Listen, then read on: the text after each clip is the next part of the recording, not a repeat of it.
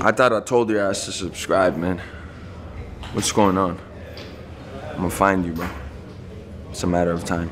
Just fucking hit the subscribe, like, and share button. All that shit. Salut les mecs, j'espère que vous allez bien. Bienvenue sur After Fight. On se retrouve pour une nouvelle vidéo. Donc vidéo qui suit celle que j'ai faite sur l'UFC Paris, le retour de l'organisation en 2025, donc sur le sol français. Forcément, je vous ai fait un peu ma carte de rêve dans cette vidéo. Je vous invite à aller voir d'ailleurs. J'ai dû bouger parce que là, dans le sud, franchement, il fait très très chaud. Donc la caméra, en fait, je pouvais pas rester là où j'étais parce que tellement il fait chaud, elle s'éteint. On a des vrais problèmes, les gars, dans le sud. On a des vrais problèmes. On a des problèmes de chaleur. J'espère qu'il n'y a pas trop de nordistes qui vont regarder cette vidéo, sinon ils vont m'en vouloir.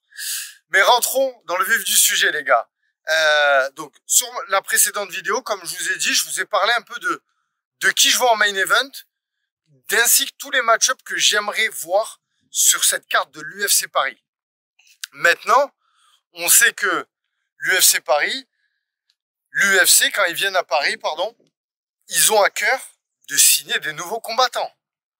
En plus, malheureusement, on a des combattants qui ont été, j'ai pas envie de dire le mot viré, mais ça va être dur de pas l'employer. Ils ont été retirés du ranking, voilà, de façon polie, parce que ça fait jamais plaisir de dire d'un de nos combattants français qui s'est fait virer, voilà, on va employer le bon terme. Donc il a été retiré de l'organisation, ce qui est tout à fait normal, hein. Voilà, ça arrive, hein, c'est encore plus aujourd'hui. L'UFC retire beaucoup de combattants, donc on n'est pas épargné, hein, nous le peuple français, hein, on n'est pas supérieur. Donc voilà. Mais en tout cas, on sait que quand l'UFC revient en France, il signe des combattants. Donc, moi, j'ai fait une petite liste. J'ai fait des petites recherches. Bon, vous allez me dire, hein, il y a des grands noms. Forcément, je t'ai pas cassé la tête, Kevin. Mais quand même, je suis parti en chercher peut-être un ou deux que le grand public ne cite pas. Voilà, parce que forcément, on a les noms que tout le monde cite, tout le temps. Et d'ailleurs, je pense qu'on va commencer par cela. Au moins, ça va vous faire plaisir. Ça sera même peut-être eux qui seront sur la miniature, hein. On sait qu'on a des combattants, voilà, qui forcément, quand on les voit sur des affiches, sur des sujets, on a envie d'aller écouter qu'est-ce qu'il dit sur lui. Ça nous intéresse. Surtout quand en plus il y a l'étiquette UFC avec eux. Généralement, c'est encore plus vendeur. Voilà. Donc, je vais reprendre ma petite liste. Forcément, j'ai envie de dire en pole position, et lui-même, je pense qu'il doit en avoir marre qu'on lui parle de l'UFC. Combattant du KSW, double champ. Vous connaissez la suite. Saladin Parnasse. Saladin Parnasse, clairement, on aimerait, je pense, le voir à l'UFC Paris. Tous, autant que moi. Tout le public, tous les fans du MMA, on a tous envie de voir un Saladin enfiler cette tenue Venom, hein, clairement, et aller combattre. Ça serait incroyable. Alors par contre, j'ai pas regardé face à qui, voilà, étant donné que c'est vraiment entre parenthèses que ces noms-là vont signer à l'UFC, parce que l'UFC généralement, c'est vraiment, ça va être du short notice, hein. Voilà, il n'y a pas de, on va pas se mentir, ça va être du short notice, donc on sera informé au dernier moment. Donc voilà, donc j'ai pas recherché face à qui potentiellement il pourra affronter, mais rien que déjà, c'est ce qu'on leur souhaite, hein. Vraiment, c'est ce que je leur souhaite fort, parce qu'on sait que c'est l'objectif de beaucoup de combattants, même s'ils sont pas, je fais une petite parenthèse les gars, je digresse, vous m'excusez, même si on sait qu'ils sont pas payés pour certains à leur juste valeur, mais nous les fans du MMA, ça nous fait kiffer de voir l'UFC, parce que on va pas se mentir, on le sait, l'UFC c'est la meilleure organisation, c'est là où il y a les meilleurs combattants. Et on a envie de voir nos meilleurs combattants français affronter les meilleurs. Dites-moi si je me trompe. Mais moi, pour moi, Saladin, aujourd'hui, je l'ai déjà dit, je le répète, il n'y a plus rien à faire au KSW, mis à part prendre beaucoup d'argent. Et ce qui est pas rien déjà. Ce qui est pas rien. Voilà, donc Saladin Parnasse, j'ai envie de le mettre en position pour signer. Donc pourquoi pas à l'UFC Paris. Forcément, deuxième nom qui suit Baki, Shamsudinov, clairement, combattant qui a sa place. Il a sa place sur un UFC Paris, direct. Franchement, moi j'aimerais bien le voir, Baki. Baki, j'aimerais bien le voir. Il est dans mon top des combattants que je pense qu'il peut signer. À la suite de son dernier combat, j'en ai parlé dans le récap. Je pense que voilà, après il faut voir, je sais les gars, vous allez me dire en commentaire, ouais mais ils sont signés au PFL. Après les gars, c'est bien plus compliqué que ce que ça n'y paraît, quand les contrats. Mais je pense que l'UFC, quand ils veulent un combattant, ils l'ont, clairement. Et je pense aussi que beaucoup de combattants, quand ils ont l'opportunité d'aller à l'UFC, ben ils y vont aussi. Hein. Voilà, hein, on n'en connaît pas beaucoup des combattants qui ouvertement ont dit j'ai refusé l'UFC. Bien qu'il y en a, hein. Il y en a. Hein. Mais voilà. Donc Baki, moi j'ai envie de le mettre, dans ma liste. Ensuite, on va passer un peu du côté du sud. Axel Sola. Axel Sola, champion de l'ARES. Alors, entre parenthèses, Axel Sola, faut qu'il gagne son combat face à Gilles Oudella, qui n'est pas une mince affaire. Hein. Attention, attention. Mais en cas de victoire, et même si ce combat il était pas booké là, Axel Sola, franchement, ouais, on peut le dire. Hein, il est en pole position pour signer à l'UFC. Hein. On sait que là, le Boxing Squad, ils sont en pleine bourre, clairement. Donc, il y a un monde où il gagne son combat. Enfin, il défend sa ceinture à l'ARES face à Gilles Oudella. Et ensuite, direction UFC Paris. Hein. S'il passe pas par le Dana White Contender Series. Je sais pas. Moi, personnellement, je vois un monde où Axel y signe. Hein. Clairement. Clairement. Et qui de plus méritant que lui à l'heure actuelle. Hein. Franchement, voilà. D'ailleurs, c'était dans les papiers, hein, apparemment. Ça en a parlé sur certains podcasts. L'info que j'avais sortie qui a fait des bons chiffres hein, sur Instagram, hein, qui a fait beaucoup parler même d'ailleurs, et qui n'était pas, les gars, une fausse information. Attention. Attention. On avait des sources. On avait des sources. Et quand on parle sur After Fight, on dit pas n'importe quoi et surtout on parle pas pour rien quoi. Voilà, donc Axel Sola se tenait prêt à, d'ailleurs ils en ont parlé hein, sur Fightman, ça a été relayé les gars, ils ont été lui poser la question à lui-même directement, il y croyait, voilà, il y a cru et il a raison, les gars, il est champion de la meilleure organisation en France, dans les rankings, il est numéro 1, donc franchement, quand il y a une possibilité d'un short notice, ou là, l'UFC qui va se présenter à Paris, il a raison de se tenir prêt et d'y croire. Hein. Donc voilà, donc en tout cas, Axel Sola, peut-être sur la carte de l'UFC Paris, je lui souhaite en tout cas, je lui souhaite, il le mérite. Virgil Haugen. Donc Virgil Haugen, catégorie, si je dis pas de bêtises, à chaque fois je confonds, catégorie des 84 kilos. 84 kilos, Virgil Haugen. Ah, attention, hein. Alors il me semble que pareil, il a un combat de bouquet. Il a un combat de bouquet. Mais franchement, à la suite de ce combat, il faudrait que je revoie la date.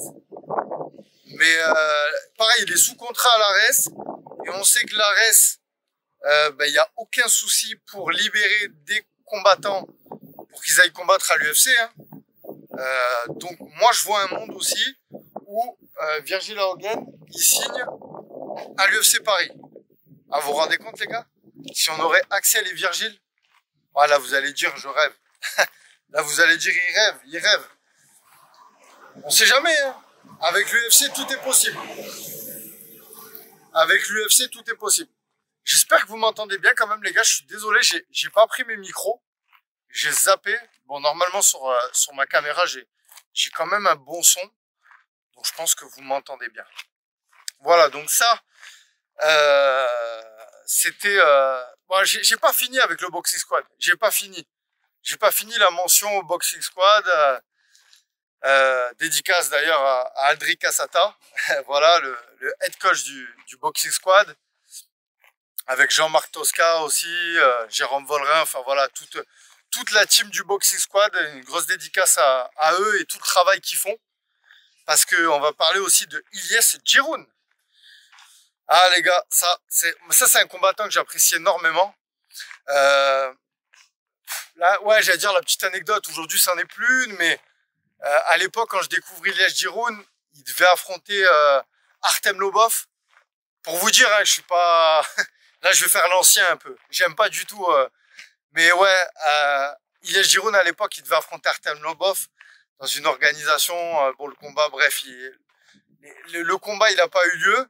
Mais c'est pour vous dire qu'à l'époque, quand je découvre ce combattant, j'ai kiffé. J'ai kiffé. D'ailleurs, ben, ça a été l'une de mes premières interviews sur la chaîne. Je crois même que lui, c'était dans ses premières interviews aussi. Hein. Je pourrais vous la mettre en description. Vous verrez un petit peu mes débuts, mes débuts sur After Fight. Ça remonte, hein, ça commence à remonter maintenant. Mais en tout cas, quel chemin il a parcouru, Ilyes. Ouais, j'aime bien répéter ce que Guillaume Pelletier dit tout le temps. Ilyes Giroun, c'est le combattant le plus sous-coté du MMA français et je le rejoins tellement. Combattant qui était l'un des c'est même le premier à avoir été combattre au PFL. Franchement, il a un striking, il est très très fort. Il a un tel niveau, Ilyes Giroun. Donc là, il va faire la ceinture à l'ARES. Et j'espère et je lui souhaite qu'en cas de victoire, bah pareil, hein, il puisse avoir un short notice. Et on sait que la BTT, généralement, à l'approche des UFC Paris, ils ont pas de mal à faire des +1. Donc voilà, les vrais reconnaîtront ce que je veux dire par là. Donc voilà, donc je lui souhaite en tout cas, Ilyes Giroun qui le mérite. Déjà, je lui souhaite de prendre la ceinture chez lui, à Marseille. Et en plus, derrière, s'il peut avoir un ticket pour aller dans l'organisation de l'UFC, franchement. Et là, en plus, je viens de voir qu'il a sa défaite. Enfin, sa défaite qui s'est transformée en victoire parce que le combattant qu'il avait affronté, c'était à l'Hexagone, un Brésilien qui avait été testé positif. Donc, du coup, ben, quand il y a un combattant qui se fait attraper par la patrouille, en France, son combat, enfin, quand un combattant a perdu, la défaite se transforme en victoire si le combattant a été testé positif. Et c'est le cas. Donc voilà, donc en tout cas, le palmarès de Ilyes qui change du coup, parce que voilà, il perd une défaite, mais il gagne une victoire. Et il a un beau palmarès. Hein. Il me semble qu'il a 24-6, 24-7 si je dis pas de bêtises. Mais en tout cas, voilà. Clairement, il peut aller à l'UFC. Il a les skills. Il a les compétences. Ouais, on peut le dire, il a tout ce qu'il faut. La catégorie aussi, elle s'y prête. Il y a la place. Donc, clairement, voilà. Ça, c'est pour Ilyes Giroun. C'était un peu pour l'ARES. On est toujours sur le Boxing Squad. Ilian Boifia, j'ai fait une vidéo il y a pas longtemps. Il va combattre donc au Dana White Contender Series. J'ai pas la date de son combat. Je vous cache pas que j'ai pas fait mes recherches là. Donc il va combattre au Dana White Contender Series. Je sais pas quand c'est. Est-ce que c'est pas au mois d'août? Donc voilà, si c'est au mois d'août, niveau timing, c'est peut-être un peu chaud. Mais clairement, si c'est au mois de juin ou juillet, pourquoi pas? Pourquoi pas, voilà. Après le Dana White Contender Series, direct, il enchaîne sur un UFC Paris, c'est possible. Hein. C'est tout à fait possible. Voilà, donc ça, c'était pour la team du Boxing Squad. ça en fait. Franchement, ça en fait encore des combattants de leur team qui peuvent intégrer donc l'organisation de l'UFC. Et aussi, je voulais parler de Abou Younoussov. Clairement, combattant de l'ARES, qui a sa place. Hein. Clairement, il a sa place. Pareil, combattant très spectaculaire, que des finishes, tchétchène. On se rappelle qu'il avait Nassourdine et Khamzat dans son coin. Pourquoi je parle d'eux? Parce que ben voilà, il est bien accompagné, il est bien entouré. On sait que là, il vient de rejoindre la team de Nicolas Haute. Voilà, il est dans la meilleure organisation, je me répète. Il est champion. Bon, les gars, si là, on n'a pas coché toutes les cases pour le signer à l'UFC, franchement, je sais pas. Je sais pas. Voilà. Il est sous contrat avec l'ARES, comme je vous ai dit, l'ARES, généralement, quand c'est pour libérer des combattants, ça se fait. Donc pourquoi pas, hein. Pourquoi pas, why not? Voilà, affaire à suivre, mais en tout cas, Aboubakar Younoussov, je lui souhaite et j'espère qu'il pourrait signer lors de cette UFC Paris. Ça serait incroyable. Vraiment. En tout cas, grosse force à lui et son frère, des combattants que j'apprécie aussi beaucoup, que j'ai déjà reçu aussi sur la chaîne. Tourpal, je l'ai pas reçu, mais Abou, il était venu à l'époque où il avait affronté Mustafa Aida. Voilà, enfin un homme très gentil et voilà. En tout cas, je lui souhaite le meilleur. On va passer à Michael Aljarouj.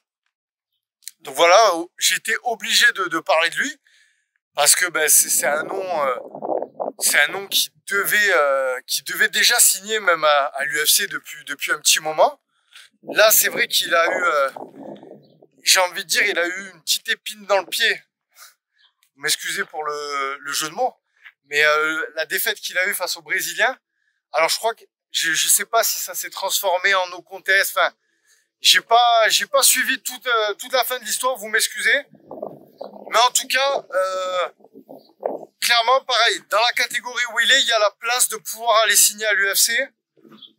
Donc pourquoi pas un Michael Aljarouj sur la carte de l'UFC Paris, c'est tout à fait possible, clairement. Voilà. Je voulais aussi qu'on parle de Nicolas Leblond, d'ailleurs, qui s'est imposé, qui a gagné ce week-end. Nicolas Leblond, clairement, combattant du Cage Warrior. Ben, là, pareil, hein. Là, clairement, il est sur 12 victoires, 4 défaites. Excusez pour le bruit. Donc 12 victoires et 4 défaites pour Nicolas Leblond. Donc franchement, ça peut être intéressant de le voir combattre. Pareil, hein, combattant très complet, très fort. Donc il y a un monde où on le voit, Nicolas Leblond, clairement. Donc affaire à suivre. Et dernière mention, et pas des moindres,